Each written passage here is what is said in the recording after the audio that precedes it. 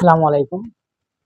আপনারা জানেন ঢাকা বিশ্ববিদ্যালয়ে ডাকসু নির্বাচন হচ্ছে এবং এই ডাকসু নির্বাচনে অনেক ভিপি প্রার্থী এবং অনেক প্যানেল রয়েছে এবং অনেক প্যানেল এবং অনেক ভিপি প্রার্থী রয়েছে। এদের মধ্যে সবচেয়ে দুজন লোক এবং আলোচিত সবচেয়ে বেশি এদের মধ্যে হচ্ছে সাদিক কায়েম এবং আবিদ।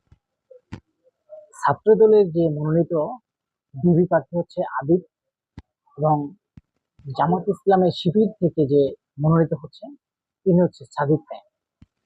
আমরা সবসময় একটা খবর এবং নিউজে দেখছি তাদের দুজনের নাম এবং তাদের দুজনের নামটাই সবসময় উল্লেখ করছে, কিন্তু মানুষের একটা কথা মনে হচ্ছে যে দুজনের ভিতরে কে জিতবে। আসলে সাদিক কায়েম কি ঢাকা বিশ্ববিদ্যালয়ের বিপি হিসেবে থাকবে নাকি আবিদ হাসান থাকবে, এবং কার কে কেমন যোগ্যতা এবং কে কেমন এই ছাত্রদের পাশে থেকেছেন এবং তারা আহ, যখন আওয়ামী লীগ ক্ষমতায় ছিল তখন তাদের কি ভূমিকা ছিল এবং কোথায় থেকে তারা এই পর্যন্ত উঠে আসছে। আমরা একটা নিউজ বা বিশেষ করে আমরা একটা জিনিস দেখেছি, সেটা হচ্ছে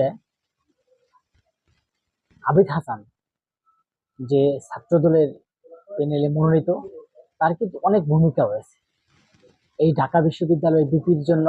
এই বিপি যে তিনি পদে আছেন, তিনি একটা কথা বলেছেন, যদি আমি হেরে যাই তাও আমি জিতে গেছি এবং জিতে গেলেও আমি জিতে গেছি, তিনি এটাই মনে করেন। এবং তারা যে প্রতিশ্রুতি দিয়েছেন যে ছাত্রদের জন্য অনেক কিছু করবেন, এমন কিন্তু তারা প্রতিশ্রুতি দিয়েছেন।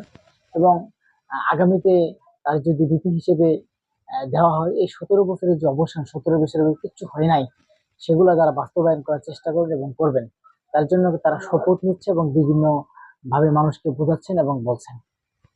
তিনি একটা কথাই বলেছিলেন যখন আওয়ামী লীগের যে ছাত্র জনতা গণ অভ্যুত্থানের মধ্যে তার একটা ভূমিকা ছিলেন, যে প্লিজ আপনি আমাকে ছেড়ে যান না, আমরাও আপনাকে ছেড়ে যাব না এবং আপনারাও কখনো আমাদের ছেড়ে যাবেন না প্লিজ। এরকম একটা তার ভিডিও ভাইরাল হয়েছে, আমরা দেখতে পাচ্ছি। আসলে তার এই তিনি কান্নায় একদিন ভেঙে পড়েছেন যে তিনি এই ছাত্রদল করার কারণে তার ফ্যামিলির সাথে কেউ যোগাযোগ রাখে নাই তারে, এবং তাদের কেউ তাকে খোঁজ খবর নেন, এবং এই ছাত্রদল করার কারণে আপনারা জানেন ছাত্রদলের ইতিহাস অনেক আছে। তার একজন ছাত্রদল যা আছে, তারা কিন্তু তাদের ইতিহাস অনেক রচনা রয়েছে। এখন অন্যদিকে যে শিবির থেকে সাদিক কায়েম, তাদের ভূমিকা কি কেমন ছিল আমরা আসলে চোখের নজরে তেমনটা দেখি নাই।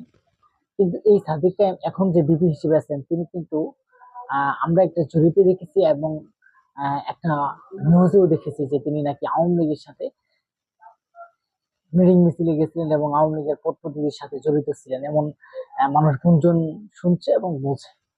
কিন্তু স্পষ্ট ভাষায় একটা কথা বলা যায়, তিনি বলেছেন যে তিনি নাকি কোনো ছাত্র লীগের কোনো পদে বা কোনো কিছুতে ছিলেন না, এবং যে তিনি ছাত্রলীগের যখন নেতারা আছে তারা মিটিং মিছিলে জোর করে ধরে তাদেরকে নিয়ে যায়।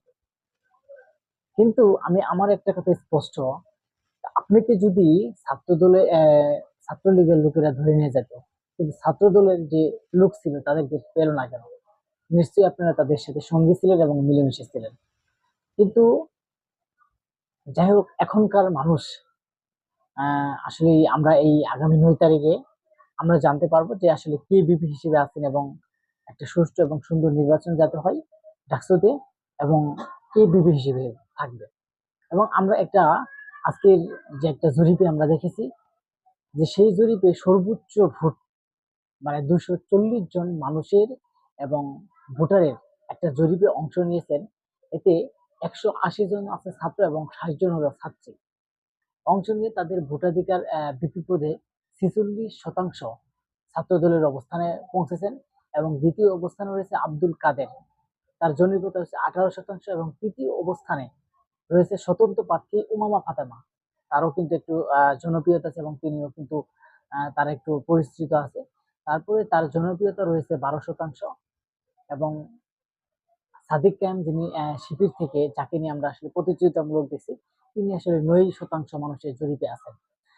দর্শক, যাই হোক, তাদের এই যে আমরা আগামী 9 তারিখে দেখতে পারবো আসলে কে বিপি হিসেবে থাকে। তো আমরা সাদিক কায়েম থাকে নাকি কে বিপি হিসেবে আসবে, তারাই যেন ঢাকা বিশ্ববিদ্যালয় একটা সুন্দর সংস্থা হিসেবে কাজ করে, এটাই সবারই প্রত্যাশা।